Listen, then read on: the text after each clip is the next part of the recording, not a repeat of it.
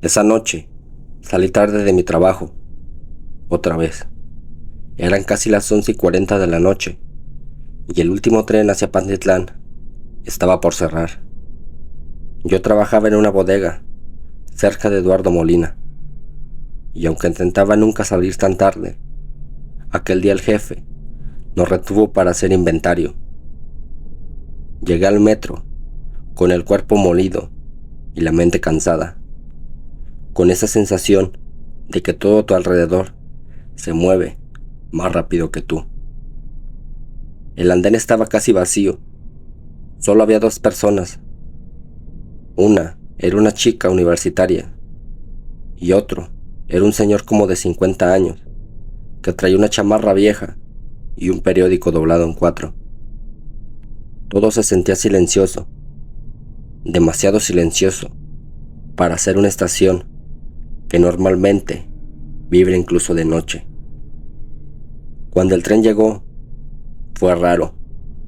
Venía sin luces interiores, solo el frente iluminado, como si toda la energía estuviese centrada en la cabina del conductor. La chica dudó en subir. Para ser sinceros, yo también lo hice. Pero el señor del periódico se metió sin pensarlo, así que lo seguimos. Adentro, olía a metal húmedo, como si acabara de llover dentro del vagón. No había nadie más, ni un vendedor, ni un dormido, ni un borrachito. Nada. Solamente estábamos nosotros tres. Me senté y empecé a sentir un zumbido en los oídos, un tipo de vibración que no venía del tren. Era como si alguien susurrara detrás de mí, pero cuando volteé, no había nadie. En la segunda estación, la chica se acercó a mí. Me preguntó que si escuchaba eso. ¿Qué cosa?, le respondí. Una voz, como si alguien estuviera hablando desde el techo del vagón. Yo no quería parecer loco, pero sí, yo escuchaba lo mismo. Al llegar a la siguiente estación, noté algo que me heló la sangre. Las estaciones no tenían nombre. Los letreros estaban completamente negros, como si alguien los hubiera borrado. El señor del periódico levantó la cabeza y nos dijo en voz baja: no debimos subir.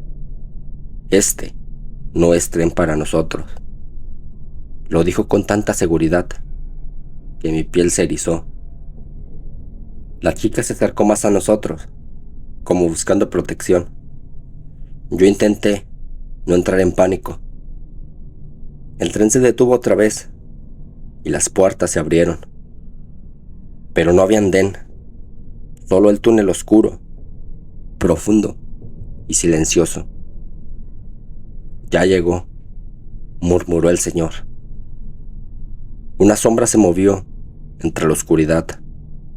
No puedo describirla bien, solo sé que era muy alta y parecía sostenerse del techo del túnel, como si fuera una araña humana.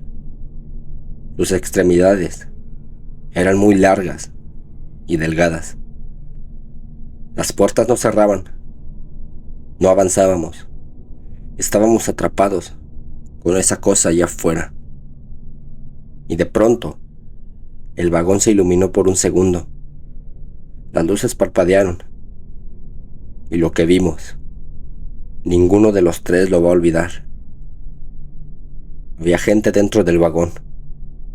Personas que no estaban hace un segundo. Todas estaban de pie, quietas, y todas con el rostro borroso, como si alguien les hubiera borrado la cara. Los tres gritamos y las luces se apagaron de nuevo. Cuando regresaron ya no estaban. El señor del periódico se tocó el pecho, respirando rápido. Nos dijo, con un tono de advertencia: no miren las ventanas. Pero era inevitable. Todo lo hicimos. En los cristales del vagón, que antes solo mostraban la silueta de nuestro reflejo, ahora mostraban rostros de personas muertas, con ojos hundidos, piel gris y expresiones de sufrimiento. Querían entrar, querían subir al tren. El sonido del túnel cambió. Ya no era viento, sino pasos alrededor del vagón, pasos en las paredes y en el techo, como si algo caminara allá afuera, siguiéndonos a la velocidad del tren. A la mitad del trayecto, las luces volvieron a apagarse, esta vez por completo. Se escuchó un golpe tan fuerte en el techo, y luego otro, y luego otro más. La chica comenzó a llorar, así que la tomé del brazo y la acerqué a mí. El señor del periódico repetía: no abran los ojos, no los abran.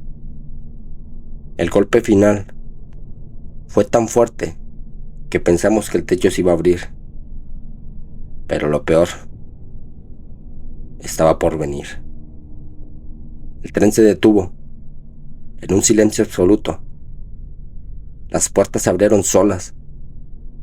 El señor salió corriendo, y la chica y yo lo seguimos. Pero la estación no era Pantitlán, ni Zaragoza, ni ninguna que yo hubiera visto antes. No había anuncios, no había luz, no había ni torniquetes, solo un pasillo largo, y al fondo, voces que decían nuestros nombres. Los tres nos miramos y decidimos correr hacia arriba, lo que parecía ser unas escaleras que eran interminables. Cada paso que dábamos sonaba hueco, como si no estuviéramos pisando concreto, sino madera vieja. Cuando por fin llegamos a la superficie, no era la calle, era otra estación, una totalmente normal y llena de gente. Era Zaragoza, y eran las 11:55. Habían pasado pocos minutos desde que subimos a ese tren oscuro. La chica se despidió llorando, y el señor se fue sin mirar atrás. Y yo todavía sueño con ese vagón sin luces, y con lo que sea que caminaba fuera del tren, porque no hubo una explicación a ese suceso tan macabro que nos ocurrió. Continuamos. Entré al metro más temprano de lo normal. Eran las 4:45 de la mañana. Yo estudiaba enfermería y ese día me tocaba guardia en el hospital, así que debía llegar antes de que amaneciera. La estación Guerrero estaba casi vacía.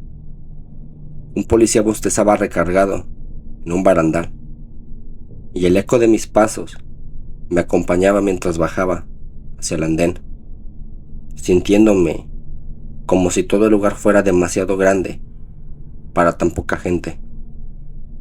Cuando el tren llegó, me sorprendió ver que solo traía 2 vagones abiertos. Eso a veces pasa en horarios muy tempranos, pero igual se sentía extraño.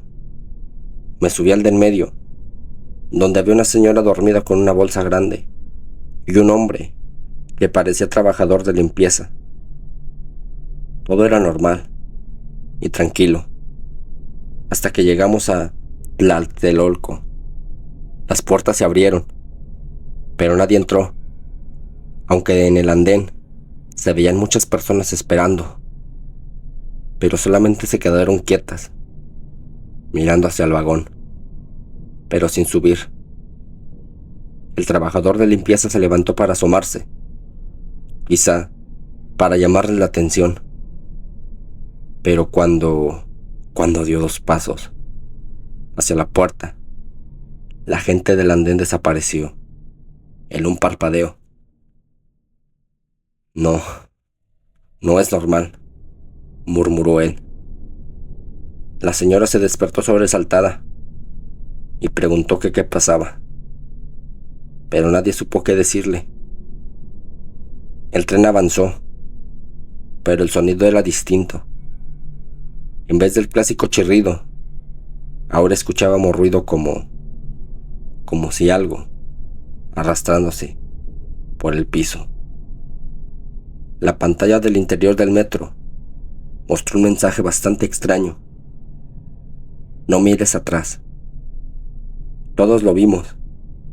Todos pensamos que era una broma o un error, hasta que la pantalla parpadeó otra vez y puso: ella ya subió. El trabajador de limpieza tragó saliva. La señora abrazó su bolsa. Yo trataba de mantener la calma, pero el vagón de la nada se volvió helado y mis manos temblaban sin razón alguna, hasta que escuchamos un susurro detrás de nosotros, justo donde no había nadie sentado. Ayúdenme. La señora gritó. El trabajador retrocedió y casi se cae. Yo volteé, aunque no debía hacerlo, y en el asiento del fondo había una mujer, o algo que parecía una mujer, ya que su piel estaba ceniza, el cabello estaba mojado, como si acabara de salir del drenaje. Pero lo peor eran sus ojos blancos, sin pupila. Estaban fijos en mí. No llegué al hospital, susurró con una voz rota. Y el trabajador me dijo: no la veas directo. La mujer comenzó a arrastrarse por el vagón, y en cada movimiento dejaba un rastro de agua negra. El olor era insoportable, como drenaje, mezclado con sangre vieja. Cuando intentamos correr hacia la otra puerta, la mujer ya estaba ahí, teletransportada o algo así. No bajé a tiempo. Volví a susurrar. El tren se detuvo en la raza. Las puertas se abrieron, pero afuera estaba completamente oscuro, como si hubieran apagado toda la estación. La señora quiso bajar, pero al poner un pie afuera, un brazo pálido la tomó de su tobillo y la jaló hacia el vacío. Ni siquiera escuchamos un grito, solo un golpe de la bolsa cayendo. La mujer del drenaje se acercó aún más a nosotros. Tienen mi lugar, volvió a murmurar. El trabajador abrió la puerta del conductor desesperado. Gritó: arranque, por favor arranque. Pero el asiento estaba vacío. No había conductor. El tren avanzó solo, a toda velocidad. La mujer desaparecía y aparecía entre los asientos, cada vez más cerca. En un parpadeo estaba en el techo, en otro, en la ventana, en otro, a 1 centímetro de mi cara. Yo ya no sabía si llorar, gritar o rezar. De pronto, el tren frenó de golpe. Las puertas se abrieron. Estábamos en el Hospital General. Estaba iluminado, como si todo hubiese sido un sueño. Los dos corrimos hacia afuera. Yo ni siquiera recogí mi mochila. El trabajador se fue corriendo por unas escaleras, y yo también. Lo último que escuché, antes de que las puertas cerraran, fue un susurro dentro del vagón. Mi lugar. A veces, cuando vuelvo a tomar la línea 3, En la madrugada, veo en el reflejo del vagón una figura detrás de mí, mojada, quieta, esperando que alguien no llegue a tiempo, al igual que ella. Si te están gustando, te invito a suscribirte. Continuamos. Mi historia es corta, pero te lo juro, desde aquella noche no he vuelto a subirme al último vagón del tren. Y si escuchas esto, quizá tú tampoco quieras volverlo a hacer. Todo comenzó después de mi trabajo. Ya era tarde, como las 11:30 de la noche, y solo quería llegar a mi casa, en Tacuba. Quería llegar a descansar y por fin dormir. Yo entré a la estación normal, sin nada raro, y cuando bajé al andén, casi no había gente, pero pensé que era normal por la hora. Cuando llegó el tren, decidí meterme al último vagón. Error. Gran error. Solo había 3 personas, 2 señores dormidos y una mujer sentada al fondo. Desde el primer momento, noté algo raro en ella. No sé cómo explicarlo, pero sentí un escalofrío que recorrió el cuerpo y mi espalda entera. Me senté lejos, mirando al piso, tratando de no pensar en nada.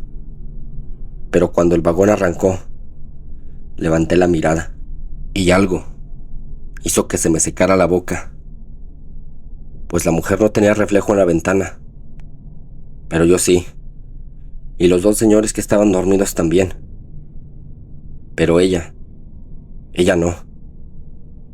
Me dije a mí mismo que estaba cansado, que eran ideas mías, pero cada vez que parpadeaba, parecía que su silueta iba cambiando un poquito, como si se acercara sin moverse. Las estaciones siguientes estaban completamente vacías. Eso sí me preocupó, pues no había ninguna persona esperando, ni un ruido. El metro avanzaba como si estuviera cerrado solo para nosotros. Fue entonces cuando la escuché, por primera vez. Tú me ayudaste a subir. No era una voz fuerte, era como un susurro mojado, como si hablara, con la boca llena de agua. Yo levanté la cabeza lentamente. La mujer seguía en el fondo, sentada e inmóvil, pero la voz venía justo detrás de mí. Sentí mi piel erizarse y me pegué más a la puerta. No contesté. No quería hablarle. No quería que supiera que yo le escuchaba. Nadie quería llevarme, murmuró otra vez. Todos ignoraban mi mano. Me entró un terror que no lo puedo describir. Vi de reojo su ropa.